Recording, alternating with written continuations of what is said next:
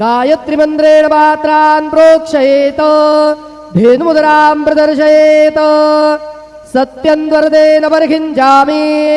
नैवेद्यं निवेदयामि ॐ प्राणाय स्वाहा ॐ अपानाय स्वाहा ॐ व्यानाय स्वाहा ॐ उदानाय स्वाहा ॐ समानाय स्वाहा ॐ ब्रह्मणे नमः नैवेद्यमध्ये पानीयं समर्पयामि पुनर्नैवेद्यं निवेदयामि ॐ प्राणाय स्वाहा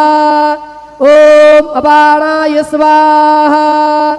ॐ व्यानाय स्वाहा ॐ उदानाय स्वाहा ॐ समानाय स्वाहा ॐ ब्रह्मणे नमः नैवेद्यं समर्पयामि हस्तप्रक्षालनं समर्पयामि मुखप्रक्षालनं समर्पयामि शेषोपचारार्थे प्रार्थनापूर्वकं नमस्कारं करोमि तथा च मंगल आरार्तिक्य दीपं दर्शयामि।